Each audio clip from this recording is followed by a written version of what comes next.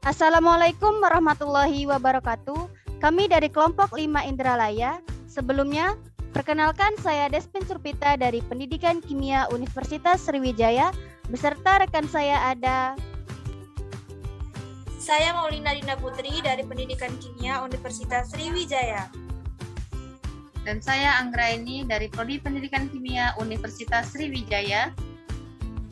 Dan saya Meika Lestari dari Prodi Pendidikan Kimia Universitas Sriwijaya. akan menyajikan video dengan judul materi Kelainan genetik.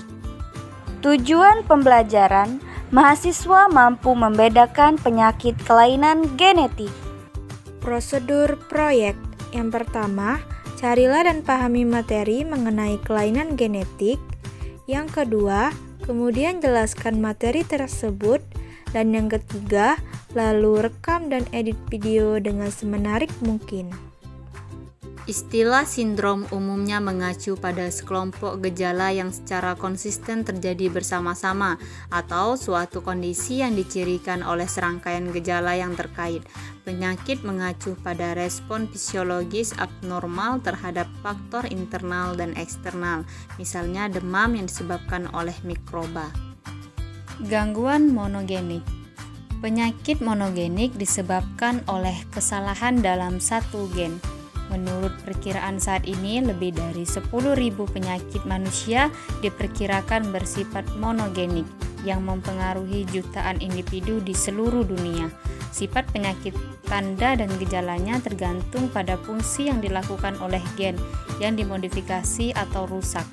Penyakit-penyakit ini diturunkan menurut hukum Mendel. Penyakit gen tunggal atau monogenik dapat diklasifikasikan ke dalam kategori sesuai dengan pola pewarisan, yaitu resesif autosomal, dominan autosomal, resesif terkait X, dan dominan terkait X. Gangguan poligenik.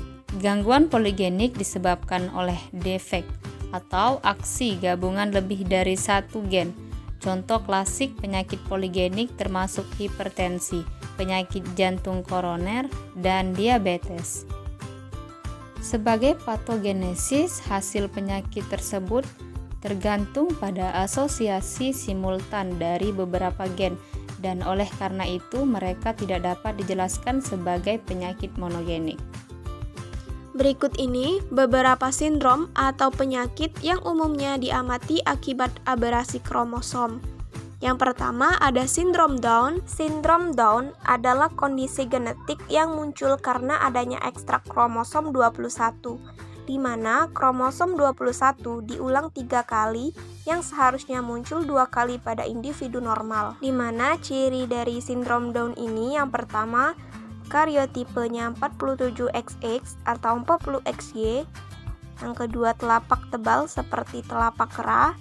Yang ketiga, mata sipit miring ke atas. Yang keempat, bibir tebal, lidah menjulur, liur selalu menetes. Yang selanjutnya, gigi kecil dan jarang-jarang, pertumbuhan kerdil, dan juga IQ-nya rendah. Sindrom Klinefelter adalah suatu kondisi genetik ketika laki-laki lahir dengan salinan kromosom X tambahan. Sindrom ini tidak diwariskan, melainkan hanya terjadi sebagai akibat dari kesalahan genetik acak setelah pembuahan, di mana dasar kromosomnya yaitu 47XXY. Sindrom Turner adalah suatu kondisi genetik yang dapat mempengaruhi wanita. Muncul karena kromosom X yang hilang pada wanita yang terkena. Sindrom Turner dihasilkan oleh kromosom seks yang hilang atau tidak lengkap. Hal ini disebut monosomi X dan karyotipe direpresikan sebagai 45X. Sindrom Jacob terdiri dari adanya kromosom Y yang berlebih. Prevalensi kelainan kromosom seks XXY pada bayi baru lahir. Tetapi, kelainan genetik ini sering tidak teridentifikasi karena tidak selalu terkait dengan gangguan fisik atau kognitif. Gangguan monogenik dapat diklasifikasikan sesuai dengan pola pewarisan, yaitu yang pertama, gangguan resesif autosomal. Kata resesif menunjukkan bahwa dua salinan gen diperlukan untuk memiliki sifat dan kelainan jika gen bermutasi. Berdasarkan proyeksi statistik, diperkirakan bahwa setiap manusia membawa sekitar 5 atau lebih gen resesif yang cacat dan dapat menyebabkan penyakit genetik. Anemia sel sabit. Anemia sel sabit merupakan penyakit resesif autosomal. Penyakit anemia sel sabit disebabkan oleh mutasi pada gen hemoglobin beta yang ditemukan pada kromosom 11. Hal ini menyebabkan hemoglobin rusak. Setelah melepaskan oksigen, molekul Hb yang rusak ini berkumpul bersama menghasilkan pembentukan struktur seperti batang. Sel darah merah menjadi kaku dan berbentuk sabit. Cystic fibrosis. Penderita cystic fibrosis menghasilkan lendir yang kental dan lengkek secara abnormal yang dapat merusak berbagai organ, khususnya paru-paru yang mengakibatkan infeksi kronis. Tay-Sachs. Penderita Tay-Sachs disebabkan tidak adanya enzim yang disebut heksosaminidase A yang mengakibatkan akumulasi zat lemak di sel-sel saraf terutama yang mempengaruhi otak. Ini adalah penyakit fatal yang bermanifestasi di masa kanak-kanak. Fenilketonuria. Fenilketonuria disebabkan oleh mutasi pada gen fenilalanin hidroksilase yang mengakibatkan peningkatan fenilalanin dalam darah. Orang dengan PKU tidak boleh mengkonsumsi produk apapun yang mengandung aspartam. PKU adalah gangguan metabolisme yang terjadi ketika gen diturunkan dari kedua orang tua. Gangguan dominan autosomal. Pada pewarisan jenis ini, alel normal bersifat resesif dan alel abnormal bersifat dominan. Gangguan dominan autosomal yang langka yaitu akondroplasia. Pada kondisi ini, orang normal memiliki genotip D kecil. Individu yang terkena penyakit ringan memiliki genotip D besar D kecil, dan sangat parah memiliki genotip D besar yang seringkali mematikan. Jadi, sebagian besar kasus akondroplasia yang masih hidup adalah heterozigot.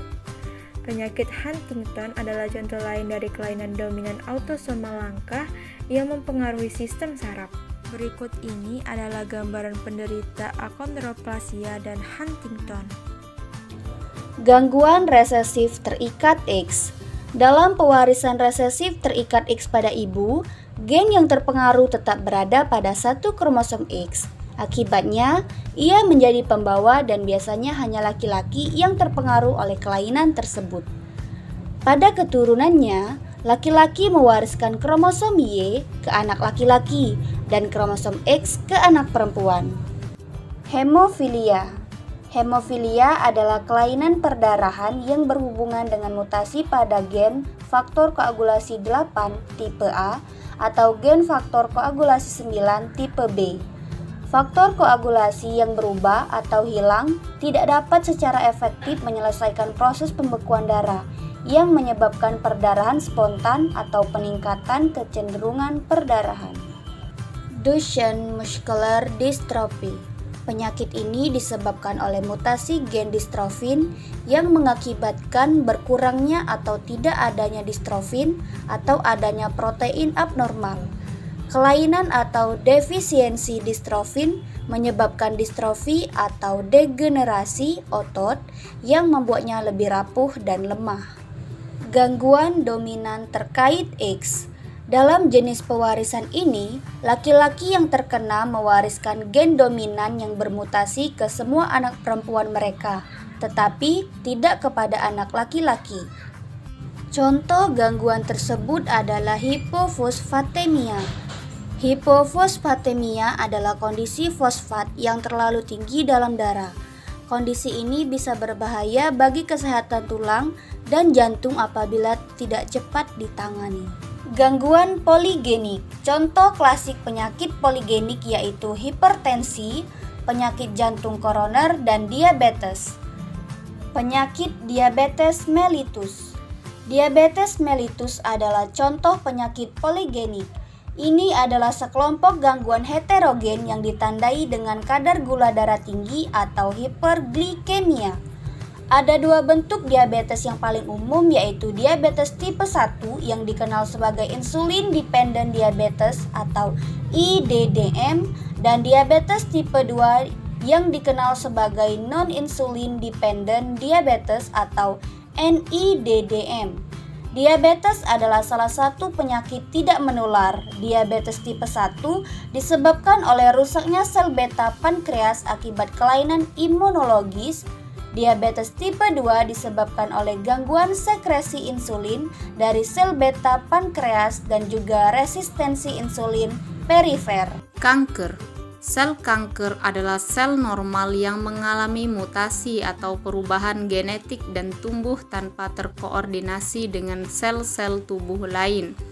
Proses pembentukan kanker merupakan kejadian somatik dan sejak lama diduga disebabkan karena akumulasi perubahan genetik dan epigenetik yang menyebabkan perubahan pengaturan normal kontrol molekuler perkembangbiakan sel. Hipertensi atau peningkatan tekanan darah yang terus-menerus merupakan faktor risiko utama untuk ginjal, jantung, dan stroke yang melibatkan otak. Ini adalah penyebab utama kematian dan morbiditas global. Untuk mengontrol tekanan darah disarankan dengan pengurangan obesitas, olahraga teratur, dan peningkatan gaya hidup. Penyakit jantung koroner atau PJK juga merupakan penyebab penting morbiditas dan mortalitas di seluruh dunia. Baik hipertensi maupun diabetes merupakan faktor risiko penting untuk penyakit ini. Pengendalian mutasi. Adapun cara untuk mengendalikan mutasi, yang pertama ada menghindari paparan sinar matahari secara langsung. Yang kedua, selalu menggunakan tabir surya ketika beraktivitas di luar ruangan. Yang ketiga, tidak menjalani pemeriksaan medis yang menggunakan sinar X-ray yang tidak diperlukan. Oleh karena itu, Anda tidak dianjurkan untuk menjalani pemeriksaan penunjang sendiri tanpa indikasi medis dan anjuran dokter seperti foto ronsen. Yang keempat, hindari kebiasaan merokok. Yang kelima, hindari paparan asap rokok. Yang keenam, selalu menggunakan alat pelindung diri jika harus bekerja dengan bahan kimia. Yang ketujuh, batasi konsumsi daging yang sudah diproses seperti makanan, kalengan, ataupun sosis. Terapi gen. Terapi gen adalah teknik untuk mengoreksi gen yang cacat yang bertanggung jawab terhadap suatu penyakit. Pengobatan dengan gen terapi meliputi: yang pertama ada imunoterapi. Imunoterapi ini menggunakan sel yang telah dimodifikasi secara genetik dari partikel virus untuk menstimulir sistem imun tubuh sehingga mampu mengalahkan keganasan sel kanker. Yang kedua ada viro-onkolitik. Menggunakan partikel sel virus yang bereplikasi di dalam sel kanker dan menyebabkan sel kanker menjadi mati. Yang ketiga, transfer gen. Teknik ini relatif baru dengan cara memperkenalkan gen 2 baru yang dimasukkan ke dalam sel kanker atau mengelilingi jaringan kanker sehingga dapat menghentikan pertumbuhan dan menghancurkan sel kanker. Kesimpulan. Yang pertama, dampak mutasi terbagi menjadi 3, yaitu kelainan kromosom, gangguan monogenik, dan gangguan poligenik. 2. Penyakit kelainan kromosom yaitu sindrom Down, sindrom Klinefelter, sindrom Turner, dan sindrom Jakob. 3. Penyakit monogenik dapat diklasifikasikan ke dalam kategori sesuai dengan pola pewarisan, yaitu resesif autosomal, dominan autosomal, resesif terkait X, dan dominan terkait X. 4. Penyakit gangguan poligenik yaitu diabetes mellitus, kanker, dan hipertensi. Sekian dari kelompok kami akhiri. Wassalamualaikum warahmatullahi wabarakatuh.